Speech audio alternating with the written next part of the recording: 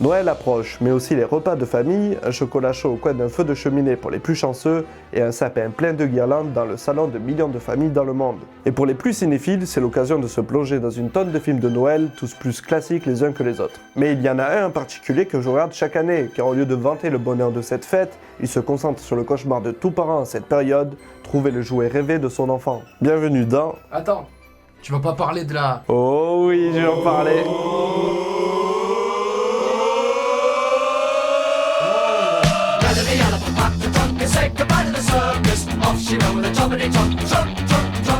La course aux jouets, au Jingle All the Way, est un film de Brian Levant sorti fin 96. Après le succès du film Les Pierres à Feu, Brian Levant réalise donc une pure comédie de Noël avec l'incontournable Arnold Schwarzenegger dans le rôle titre. Ce n'est pas les premiers pas d'Arnold Schwarzenegger dans une comédie, car en 96, il en a déjà fait pas mal, comme Jumeaux, Junior, True Lies et Un flic à la maternelle. Et dans la course aux jouets, il prouve encore une fois qu'il peut être très bon dans ce registre. Il partage l'affiche avec David Hopkins, alias Sinbad, un stand-upper en vogue à l'époque, mais aussi avec Jake Lloyd qui est connu principalement pour son rôle d'Anakin Skywalker dans La Menace Fantôme, mais qui a toute mon affection étant aussi et surtout la version enfant d'Angelo dans la série Le Caméléon. Se rajoute à ce trio Phil Hartman, un humoriste sortant du Saturday Night Live, tout comme d'autres grands humoristes tels que Jim Carrey, Eddie Murphy, Adam Sandler, Will Ferrell et bien d'autres. L'histoire est celle d'Howard, un père de famille banal, à fond dans son travail et délaissant malgré lui son enfant, Jamie. À la veille de Noël, Howard n'a toujours pas acheté le cadeau promis à son fils, un Turboman.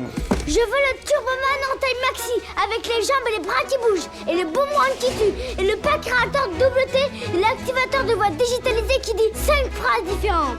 Et surtout, oui, Turboman arrive!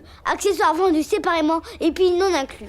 Howard se lance donc littéralement dans une course contre la montre pour mettre la main sur ce Graal qui lui permettrait de rendre heureux Jamie. Malheureusement pour lui, tous les Turbomans sont vendus et c'est aux côtés de Myron Larrabee... Lara quoi? Faire!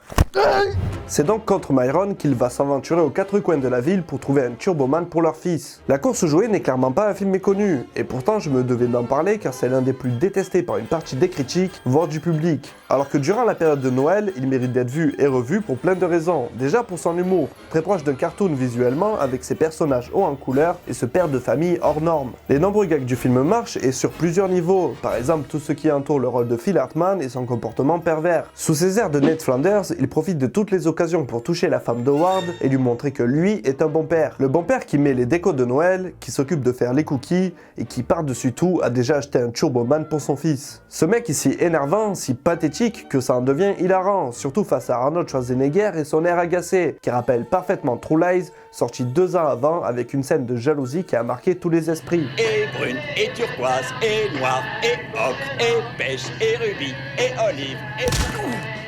Parfois l'humour y est exagéré, comme la scène des Pères Noël vendeurs de Turboman espagnols sous le manteau, dont le chef est James Belushi, frère du grand John Belushi qui avait déjà partagé l'affiche avec Arnold dans Double Détente. Cocaïnum. Dans cette scène complètement surréaliste, on peut y voir un Père Noël faisant du nunchaku, The Big Show de la WWE en Père Noël, et le regretté Vern Troyer, alias Mini-Moi, se prendre une droite si forte qu'il décolle tel un poupon de l'autre côté de l'entrepôt. Et je ne me lasse jamais de ce cri si cartoonesque qui me fait rire à chaque fois.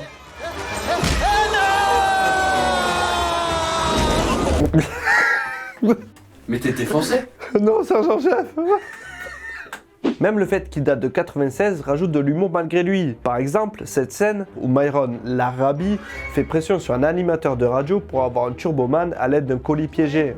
Alors donne-moi le jouet ou je vais faire péter toute la baraque. Parfois, Arnold Schwarzenegger ne joue pas très juste, surtout au début, mais il est vraiment crédible dans son rôle de père et surtout il est super attachant.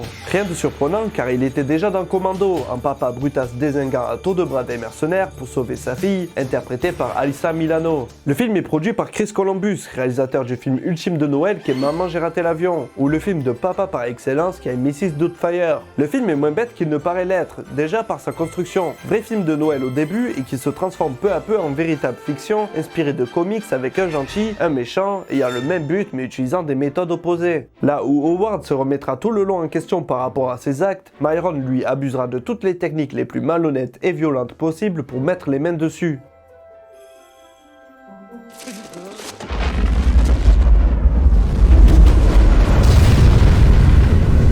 On vit vraiment dans une saleté d'époque. Il se livre une véritable guerre tout au long du film qui prend tout son sens lors de la scène de la parade où Howard est déguisé en Turboman et Myron en Dementor, le méchant dans l'univers fictif de la série Turboman. Série parodiant d'ailleurs allègrement le genre Sentai comme par exemple Power Rangers qui était alors une série à succès. Mais l'aspect comics est lui aussi bien présent, notamment dans la déco de la chambre de Jamie, mais aussi par son écriture et son final qui commence par une vue subjective, nous faisant rentrer dans un autre univers avec un brisage des règles et des codes du film de Noël, avec un Arnold Schwarzenegger prenant son envol avec un jetpack. Alors effectivement avec des effets spéciaux très moches, mais la scène marche toujours malgré cela. C'est proche de Superman de Richard Donner et ça rajoute encore plus ce feeling de film de super-héros de l'époque. Le message du film est lui aussi travaillé, car si sur sa forme il est un excellent film de Noël mélangé à un film de super-héros, la course aux jouets a aussi un message assez caustique sur la consommation à outrance lors des périodes de Noël. Bien qu'intégré au chausse-pied avec une scène où Myron part dans un délire complotiste mais avec un fond de vérité. Ils dépensent des millions de dollars en films de pub et ils envoient des messages subliminaux qui pénètrent dans les subconscients des gosses. Et je sais de quoi je parle, j'ai pris des cours du soir, j'ai fait de la psychologie, je suis au point là-dessus, je connais les mécanismes. La musique y est impressionnante avec un esprit très orchestral, voire fanfaronnesque, composé par David Newman qui s'est illustré dans pléthore d'autres films tels que La famille Pierre à feu, Les folles aventures de Bill and Ted, Anastasia ou encore On arrive quand, un autre film de Brian Levent avec Ice Cube dans le rôle titre. La VF est excellente, avec toujours Daniel Beretta pour Arnold et Thierry Desrosses pour Sinbad, qui est surtout connu pour être la VF de Samuel L. Jackson et de Wesley Snipes. Bernard Lano qui double Phil Hardman est lui aussi excellent car il insiste bien sur le côté agaçant du rôle. Conclusion, à cette période, foncez revoir La course aux jouets. C'est un kiff absolu pour adultes qui vieillit bien à côté d'autres classiques de Noël et qui mérite toujours autant d'être regardé. Le connaissant par cœur et malgré ses défauts, c'est toujours un plaisir de retrouver les clins d'œil à Conan, l'humour du film et surtout son final plein de bons sentiments. C'était Ace Modé, à la prochaine. Je rajoute à ce trio Phil Hardman qui m'a enculé, il a fait allez c'est parti avec la tête. Se rajoute. Je vais partir en fouille à cause de toi. Allez, on l'aura pas. On l'aura à la fin. Tu sais que ça commence comme ça, on l'aura pas et ça dure 20 minutes.